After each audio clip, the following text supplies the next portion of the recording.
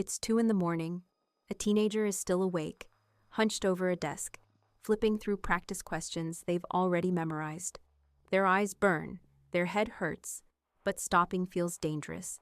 Somewhere deep down, they believe this moment matters more than most of their life so far. Not because the material is beautiful or meaningful, but because this is how you survive. That scene plays out every night across Japan, South Korea, and Singapore. Different languages, same posture, same fear. The fear isn't failing a test, it's failing once and never recovering. For a long time, these countries ran on a simple deal. Work hard early and life would reward you later.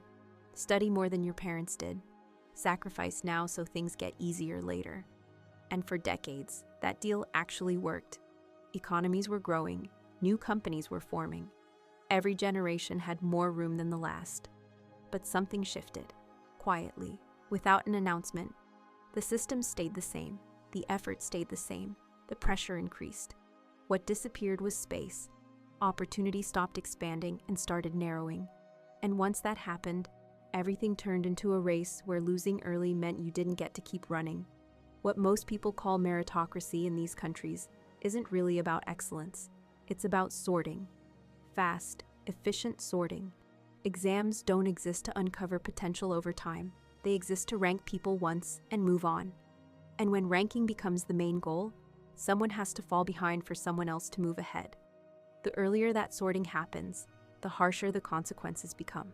In Japan, the sorting is subtle but relentless. Your university name follows you everywhere. It's not just a credential, it's a filter. Entire companies decide whether you're worth speaking to based on where you studied, not what you've done since. The system assumes that intelligence, discipline, and character can be measured once, in your late teens or early 20s, and then frozen in time. That logic made sense when companies were stable, growing, and planned to keep workers for life. Hire young, train slowly, reward loyalty. But in a stagnant economy, that same structure becomes a cage. If you miss the main hiring window, you're not late, you're irrelevant. Mid-career hiring technically exists, but culturally it signals something went wrong.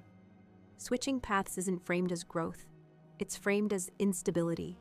So people stay in jobs they've outgrown, or drift into temporary work, or quietly exit the system while appearing functional on the surface. From the outside, Japan looks orderly. From the inside, it's rigid to the point where small failures feel fatal. South Korea takes that same logic and turns the intensity all the way up. Here, education isn't just preparation for life, it is life. Families don't push their children hard because they're cruel. They do it because they understand the math.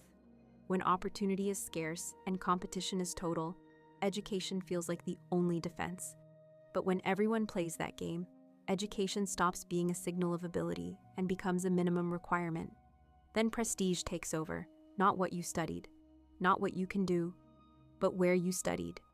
3 universities become shorthand for legitimacy. They don't just open doors, they decide who gets to be taken seriously as an adult. Miss that tier, and suddenly you're explaining yourself forever. That's when competition turns pathological. Students aren't studying to improve their lives. They're studying to avoid being downgraded as people. Because in Korea, failing to secure a proper job doesn't just affect income. It affects how your family sees you, how potential partners see you, how society places you. No one says this openly, everyone knows it anyway. So the pressure becomes existential, sleep becomes optional, childhood becomes a means to an end, and the cost of falling behind feels permanent. Singapore tells a cleaner story, more efficient, more rational. Exams are fair, rules are clear, everyone has a chance. But fairness of process isn't the same as fairness of outcome when advantages compound quietly over time. Streaming happens early, very early, and once you're placed on a track, movement becomes rare. You can work hard within your lane, but switching lanes is difficult, bureaucratic, and often invisible to employers. The message isn't aggressive, it's polite, but it's clear. Some paths lead further than others. What makes Singapore different is that the system truly believes in itself. It's not cynical, it's technocratic. If the rules are neutral, then the results must be deserved. But families with more resources don't break the rules. They optimize within them. Better tutoring, more time, better information. Over years, that creates an inheritance of advantage that looks earned and feels justified. Inequality hides behind discipline. Across all three societies, the most important change isn't competition itself.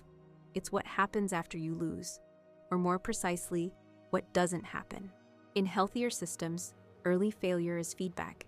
You try, you misjudge, you adjust. In these systems, early failure becomes a label. There are very few clean ways back in. Adult education exists, but it's peripheral. Career changes are possible, but stigmatized. Vocational paths exist, but are treated as consolation prizes. Failure isn't seen as experience. It's seen as proof that you weren't meant for more. So people stop experimenting. They stop taking risks. They overcommit early because they know recovery is unlikely. This isn't ambition, it's fear management. That fear leaks into everything. People work long hours but feel strangely unmotivated. Effort continues, but meaning drains out. Anxiety replaces curiosity. Burnout replaces pride. You see it in people who did everything right and still feel behind. You see it in those who quietly withdraw, not because they're lazy, but because they don't see a move that isn't fatal. The economic cost is enormous, even if it's hard to measure cleanly. Societies invest heavily in producing one type of success, while neglecting everything else. Small companies struggle to hire because talent is chasing status, not fit. Innovation slows because failure is too expensive. Entrepreneurship becomes something only the already secure can afford. And then there's the demographic fallout. When life feels like a single high-stakes bet, people delay commitment, delay marriage, delay children, or opt out entirely. Low birth rates aren't just about money or hours. They're about fragility.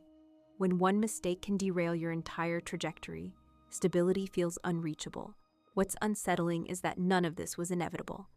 These systems didn't suddenly break. They drifted, slowly. Opportunity expansion quietly turned into opportunity rationing, while the language stayed the same. Hard work, discipline, merit. The words didn't change, the math did. Governments are starting to react, but carefully. Exams are softened in name. Training credits are added. Lifelong learning is encouraged, without changing how employers actually judge people. The hierarchy remains. The signal stays intact. You can't fix a zero-sum system with motivational language. You can't tell people to adapt when the cost of adaptation is social death. What's missing isn't effort, it's forgiveness. Slack. The ability to be wrong early without being written off permanently. These societies didn't become too competitive. They became too narrow.